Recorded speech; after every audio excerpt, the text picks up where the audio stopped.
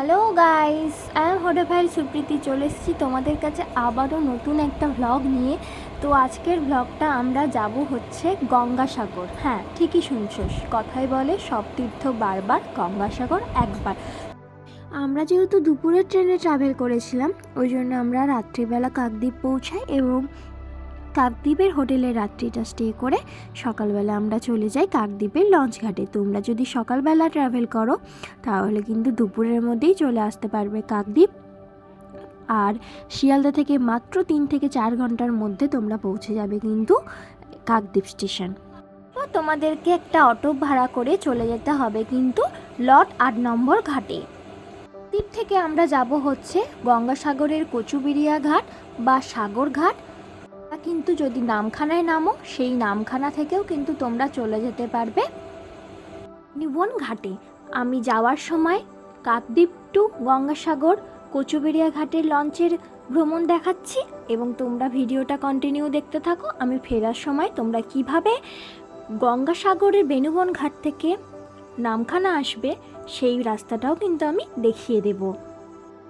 তোমাদের লঞ্চে সময় লাগবে প্রায় 45 মিনিট মতো। আর তারপর তোমরা কচুবেড়িয়া ঘাটে নেমে তোমরা নিজেদের ইচ্ছা মতো অটো, টোটো বা বাস বা হচ্ছে পার্সোনাল প্রাইভেট গাড়িও কিন্তু পেতে পারো। তো আমরা নিয়েছিলাম শেয়ার অটো এবং আমাদের ভাড়া পড়েছিল পার হেড 50 টাকা। তোমরা যদি প্রাইভেট কার নিতে চাও তাহলে তোমাদের ভাড়া পড়বে সেখানে 500 টাকা থেকে 600 টাকা। এরপর আমরা পৌঁছে যাব গঙ্গাসাগর মূল আইসল্যান্ডে তথা কপিলমুনির আশ্রমে। সময় লাগবে কিন্তু আধ ঘন্টা। তো আমরা গঙ্গাসাগরে এসে আদর্শ গেস্ট হাউসে উঠেছিলাম। তোমরা গেস্ট হাউসটা দেখে নাও, 2টো বেড, বাথরুম, টয়লেট সব কিছুই ছিল এবং গেস্ট হাউসটা কপিলমুনির আশ্রমের কাছাকাছিই ছিল। তো গেস্ট হাউসে পৌঁছে রেস্ট হয়ে আমরা একটা টোটো ভাড়া করেছিলাম, ভাড়া নিয়েছিল 200 টাকা। তো আমরা সবার প্রথমে চলে যাব গঙ্গাসাগর যে মূল যে স্নানের ঘাটে। তারপরে গঙ্গাসাগর থেকে স্নান সেরে আমরা কিন্তু চলে যাব এরপর কপিলমুনির আশ্রমে। কপিলমুনির আশ্রমে তোমরা কপিলমুনি আশ্রমের পাশে তোমরা পুজোর ডালার দোকান পাবে। সেখান থেকে তোমরা পুজোর সামগ্রী কিনে কপিলমুনি আশ্রমে কিন্তু পুজো দিতে পারো। চলো তোমরা মন্দিরটা একটু ঘুরে দেখো।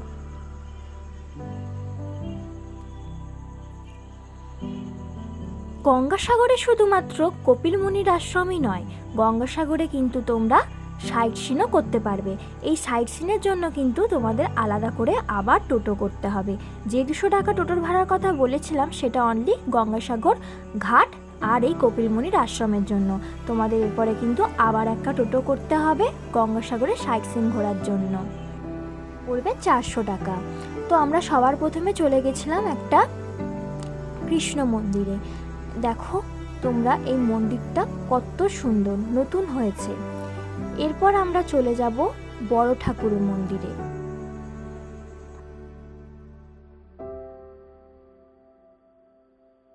এরপর আমরা চলে যাব বিশালাক্ষী মন্দির দর্শনে।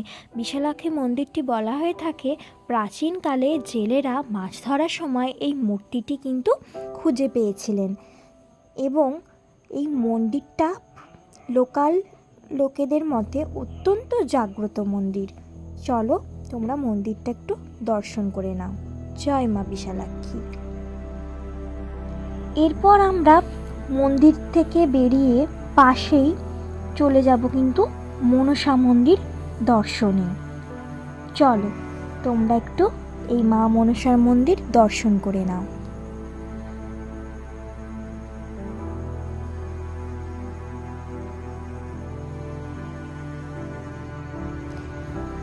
মন্দিরের পাশেই কিন্তু আমরা লাইলা ঝড়ে ধ্বংস হয়ে যাওয়া সাগর আইল্যান্ড এই পটভূমিটা দেখতে পাবো।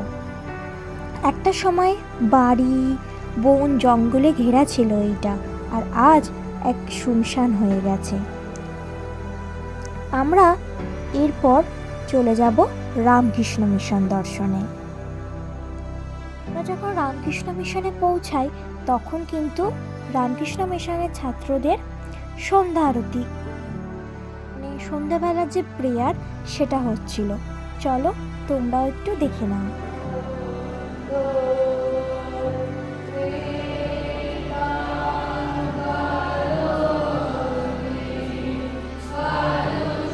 রামকৃষ্ণ মিশন দর্শন করে আমরা চলে যাব নাগরাজ বাসুকী মন্দির দর্শনে। বলা হয়ে থাকে কোনো এক সময় এই নাগ সরোবরে প্রচণ্ড সাপেদের উপদ্রব হতো, তারপরে কিন্তু এখানে এই মন্দিরটা প্রতিষ্ঠা করা হয়, যেখানে কিন্তু নাগরাজ বাসুকী সহ নাগ লক্ষ্মীর মন্দির এবং বিভিন্ন রকমের মূর্তি কিন্তু রাখা আছে। আর এই হলো নাগ সরোবর, যেখানে দেখো দূরে শ্রীকৃষ্ণের কালিয়া নাগ দমনের যে মূর্তি সেটি কিন্তু রয়েছে। সন্ধেবেলা এলে তোমরা খুব সাজানো গোছানো পার্ক দেখতে পারবে। আর এই হলো নাগরাজ বাসুকীর মন্দির এবং সাথে অন্যান্য দেবদেবীর মন্দির। এটাই ছিল আজকের মতো আমাদের শেষ গন্তব্য। এরপর আমরা ফিরে যাব কালীবাজারে কিছুটা শপিং করে। তোমরা চাইলে এখানে মাছ ভাজা থেকে শুরু করে বিভিন্ন ধরনের খাবার খেতে পারো। তো কালীবাজারে কিছুটা সময় কাটিয়ে আমরা চলে গেলাম গঙ্গাসাগরে কপিল মুনির আশ্রমে সন্ধ্যা আরতি দেখতে।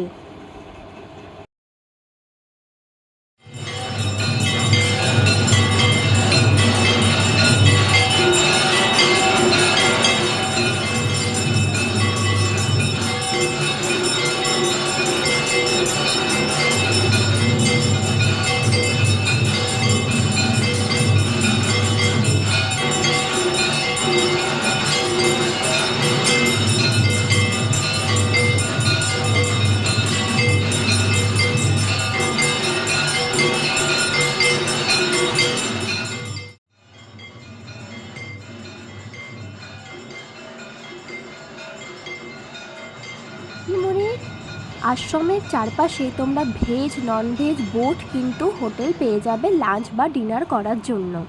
এছাড়া তোমরা কপিলমুনি আশ্রমের চারপাশে একটা ছোট মার্কেট পেয়ে যাবে, যেখানে কিছু কেনাকাটা করতে পারবে। তো এরপর হোটেলে ডিনার করে একটু রেস্ট নিয়ে আমরা সকাল সকাল চলে এসেছি অটো করে মধুবন ঘাটে। মধুবন ঘাট থেকে প্রায় 1 ঘন্টা লাগবে তোমাদের নামখানা ঘাট পৌঁছাতে। আমি লঞ্চের পুরো ছাদে উঠে গেছিলাম এবং ছাদ থেকে পুরো অসাধারণ লাগছিল নদীটা এবং পাখির আনাগোনা আর সাথে প্রাকৃতিক সৌন্দর্যটা। এর জন্য চাইলে কিন্তু তোমরা খাবার নিয়ে যেতে পারো। তো দেখো কিরকম আমাদের সাথে সাথে পাখিরাও যাচ্ছে, একটা অসাধারণ দৃশ্য। এরপর তোমাদেরকে আমি দেখাবো বাংলাদেশের লঞ্চ। বাংলাদেশের লঞ্চকে এই লঞ্চগুলো বাংলাদেশ থেকে যারা আসে পরিবাহী লঞ্চ, তারা ইন্ডিয়া থেকে সমস্ত রকমের পরিবহন নিয়ে যায়, কিন্তু তাদের নামতে দেওয়া হয় না। তো এরপর আমরা প্রায় চলে এসেছি নামখানা ঘাটের পাশে। এই হলো আরও একটা বাংলাদেশি লঞ্চ। তো আমরা এরপরে আমাদের এই লঞ্চের সফর শেষ করে আমরা নেমে পড়ব নামখানা ঘাটে। আমাদের একটা অটো করে চলে আসতে হবে নামখানা স্টেশন। অটো ভাড়া পড়বে 50 থেকে 70 টাকা পার হেড। তো নামখানা স্টেশন থেকে তোমরা ট্রেন ধরে চলে আসবে শিয়ালদা। তো আজকে আমার ব্লগটা এইটুকুই, দেখা হচ্ছে নেক্সট ব্লগে। টাটা।